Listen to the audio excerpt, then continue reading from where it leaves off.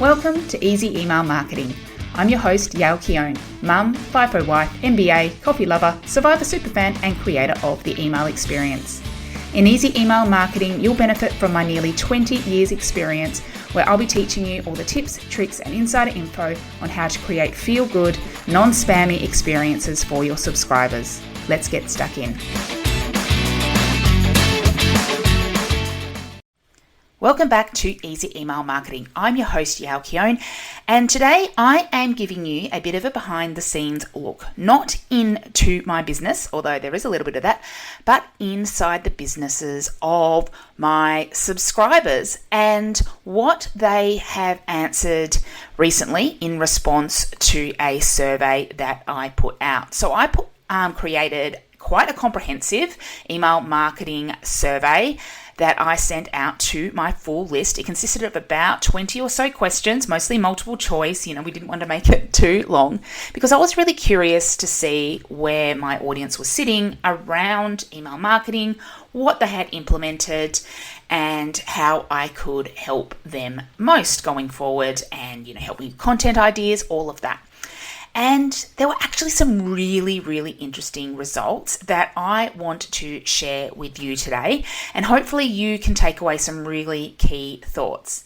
Now, these results aren't all about, X% of people using MailerLite, for example. I'm kind of digging deeper into, I think, what is going on behind the scenes of the business. And ultimately, what people have answered, how that reflects, what's going on in their businesses. Now, this might get a little bit ranty, this episode, because really I was trying to get a sense of how email marketing was going to be utilized. And really what I'm discovering is how underutilized it is. So dive in with me and enjoy my little bit of soapbox moment. Okay. So the first thing that really stood out to me was a big contradiction that I saw in what the respondents were telling me what they wanted and what they were actually doing. So I asked one question about, what would be most helpful for you with your email marketing right now. So this was they could choose one answer.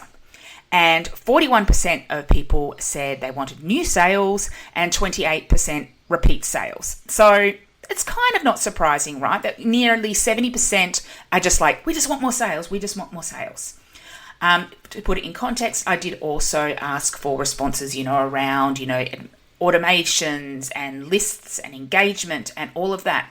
But people are coming to the sales. Okay, that's really, really good. But the contradiction comes in where are those sales going to come from? It seems that people are just crossing their fingers and hoping for the best. Because when I additionally asked about how often are you sending emails, 29% said that it was less than once a month, 24% said they can't remember when, and 9% said never. So never sending emails. So that's 62% of people are sending an email less than once a month, yet they want sales. If I spoke to someone less than once a month, if I just messaged a friend out of the blue that often and just was asking something from them, I don't know whether I would get it. It depends on the friend, depends on the history, but it's just, that astounds me that we are hoping for these sales, yet where are they to come from if we're sending those emails less frequently?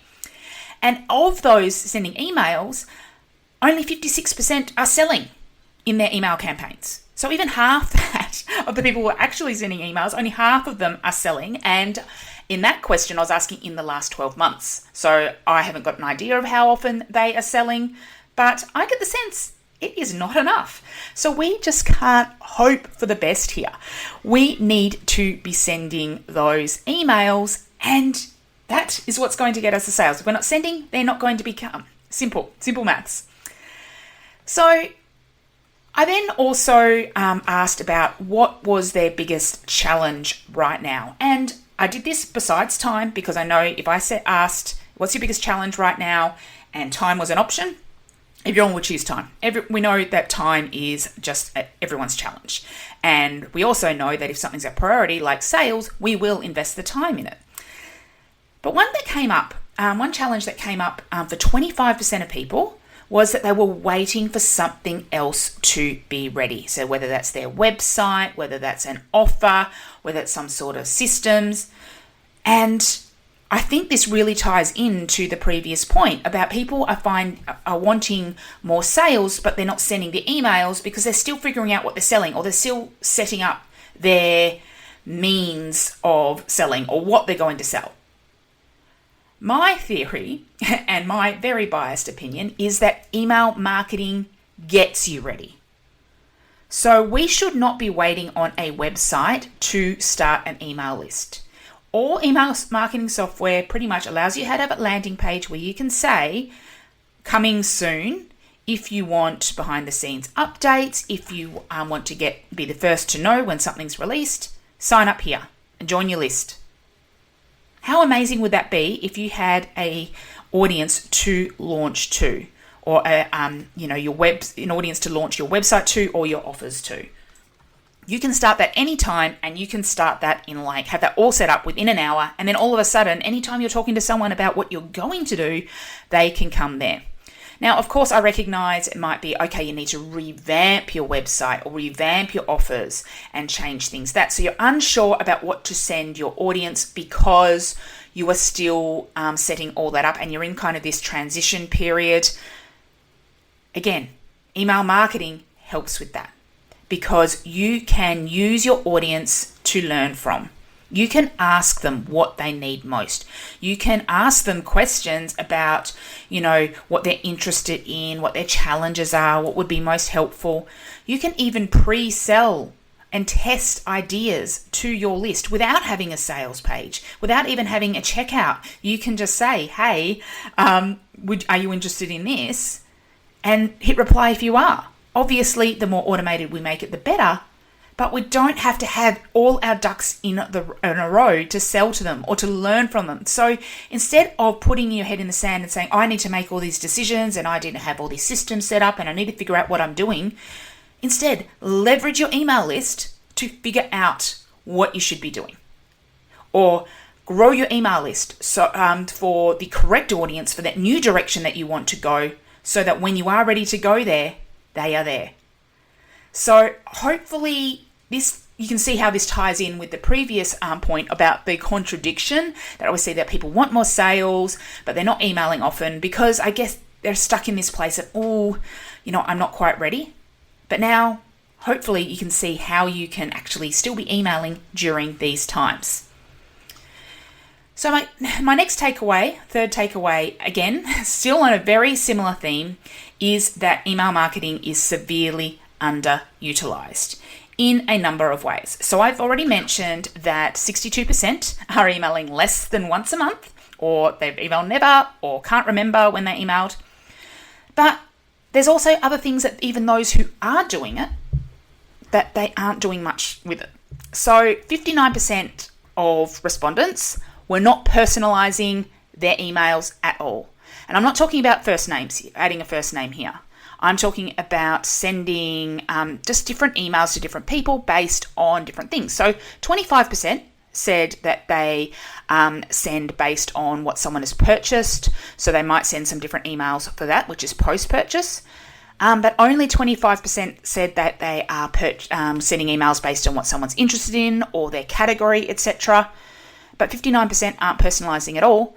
And no one said that they use custom product feeds, dynamic coupon codes, conditional content, and all these content blocks that you can do to make email the best marketing tool you can have. It means you can basically make it a salesperson that works for you.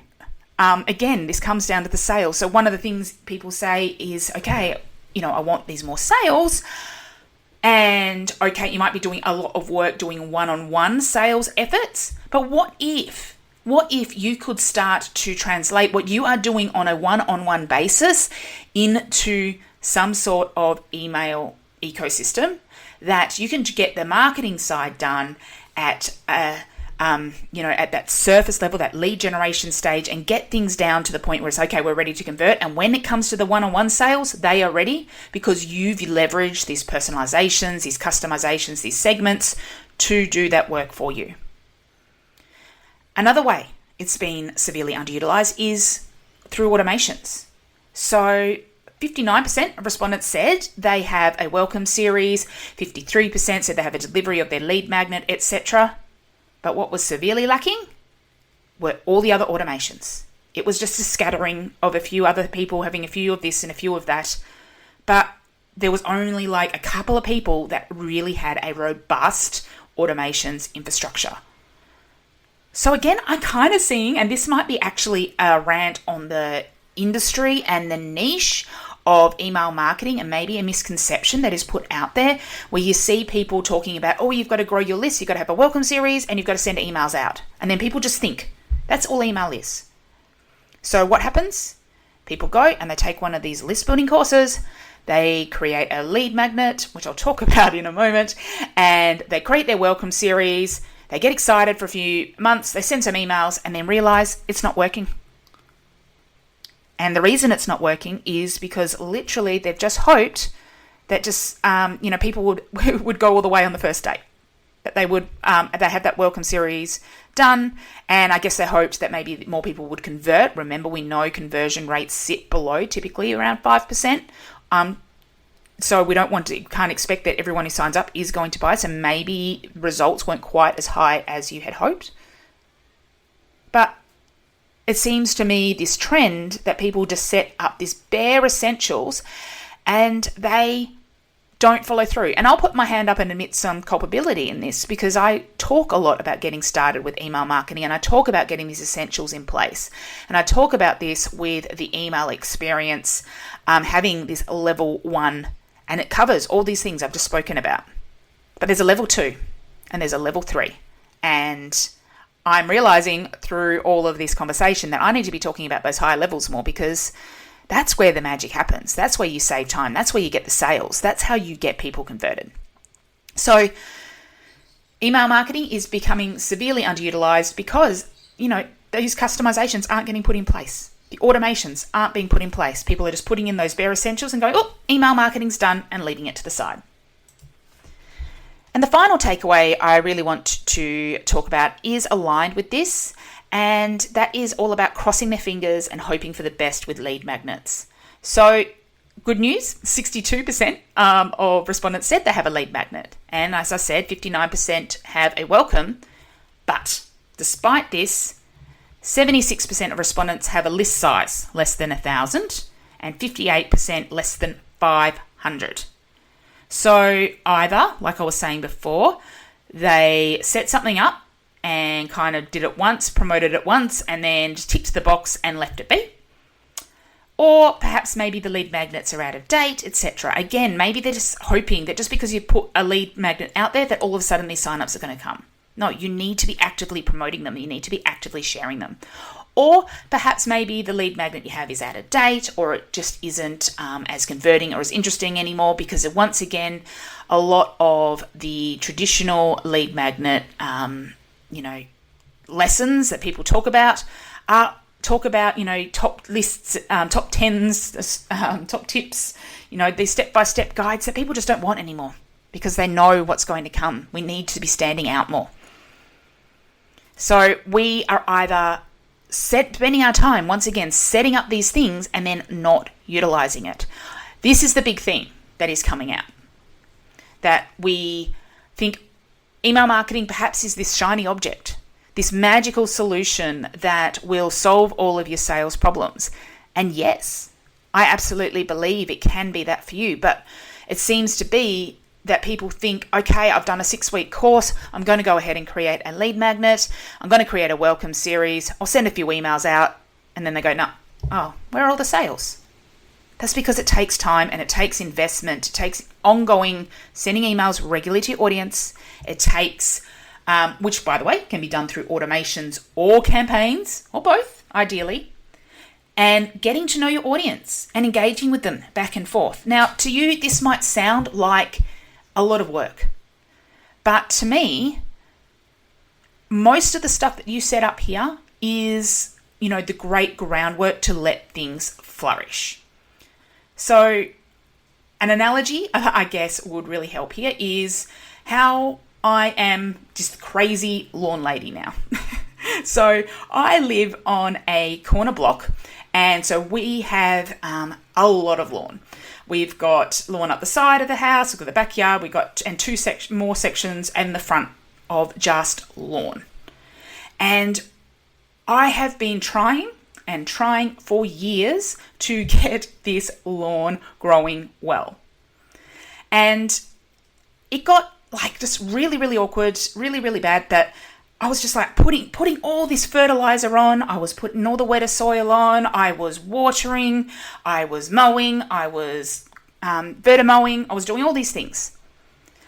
And it's just still just not working. So I said, you know what? I've got to get in there and I've got to figure out what's going on.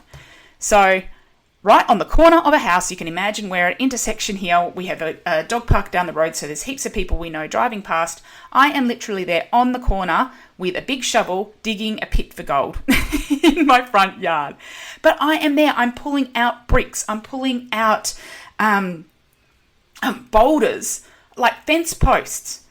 So many things that it's no wonder this grass is not growing. It's because we have all of this crap that builders at some stage have left underneath there. Also, just clay beds and everything built up. So what we've had to do is make that soil really, really good. And so put in that hard work initially, get things set up, then put the lawn over. And it's been growing really, really well. Yes, there's still some patches. And yes, I still need to do my regular maintenance of my coring and my fertilizing and my wetter soiling. So that's kind of like your regular automations and your regular emails that you'll be sending out. But I had to do that deep work a little bit first as well, which is kind of all of that setup. You can't just go in, and like the people who sold the house to us, go to the backyard, just cover it with some brand new turf, make it look real pretty, and sell it, and then you come back and it's dead within a year because, they didn't actually do anything to the soil underneath. And even if I was doing really great with fertilizing, etc., it wasn't going to work. We can't just expect these sales, this growth to come if we are not actively investing in our email list with time.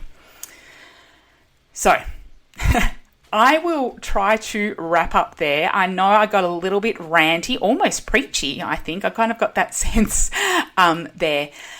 But it just really makes me sad, I guess, that I see people either just missing this opportunity, but they still want those sales, and they're holding themselves back because they're waiting on something else to be ready, or they've tried something very surface and they haven't dug deep.